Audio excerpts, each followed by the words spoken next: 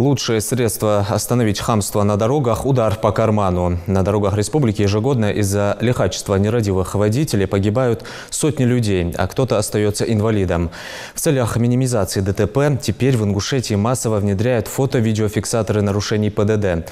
На самых проблемных участках республики уже установили 55 камер. Репортаж Лейлы Гайсановой.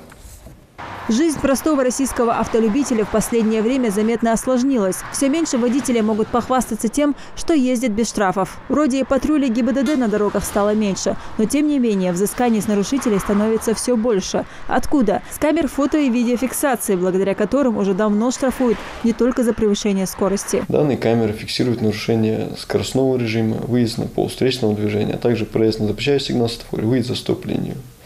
Комплексы установлены в местах, характеризующихся тяжелой дорожной обстановкой, а также высокой аварийностью. На дорогах республики за последний месяц совершено свыше 27 тысяч нарушений ПДД. Водители в основном пересекают стоп-линию при красном свете на светофоре, а это штраф 800 рублей. Камеры установлены в рамках программы «Безопасный город». И все они скидывают на сервер ГИБДД зафиксированную информацию, после чего компьютер автоматически высвечивает нарушителя и устанавливает размер штрафа. Программа обеспечивает вынесение постановлений и обработку фотоматериалов. В данный момент мы обрабатываем фотоматериал, полученный с комплекса города Назан, с улицы Магистральная.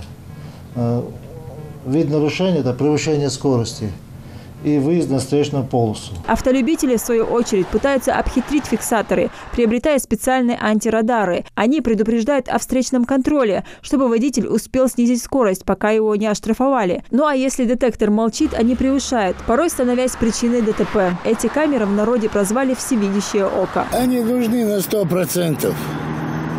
Водитель меньше будет нарушать, меньше аварий будет.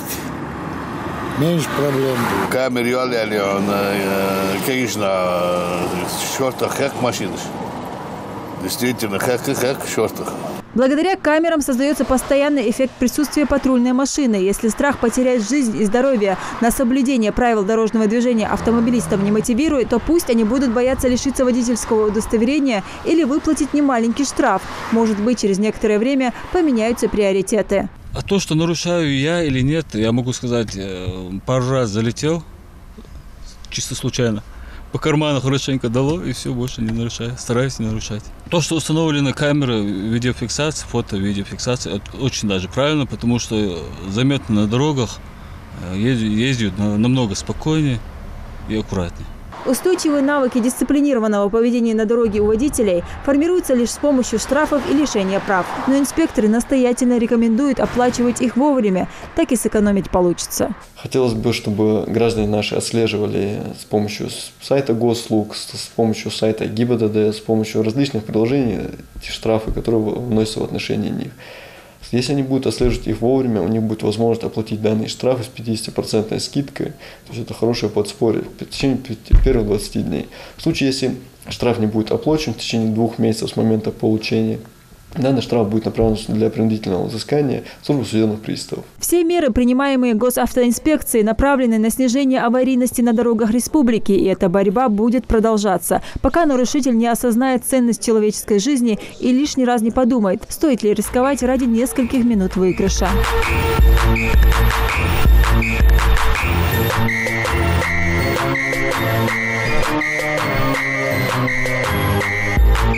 Установка фото- и видеофиксаторов все же приносит пользу. Вот, к примеру, улица Тутаева, участок дороги, который в народе называют «Долина смерти». После установок этих камер, по словам сотрудников ГАИ, здесь не было зафиксировано ДТП. Это именно то, ради чего и принимаются такие меры. Осторожнее стали и на других участках. Проезжая по федеральной дороге, автолюбители, видя специальный знак фото- и видеофиксации, снижают скорость. И привычные 100, а то и 120 км в час на спидометре снижается до 60. Получается, что удар по кошельку все-таки заставляет водителей задуматься и не нарушать. Лейла Гайсанова, Мухаммед Миржоев. Новости 24.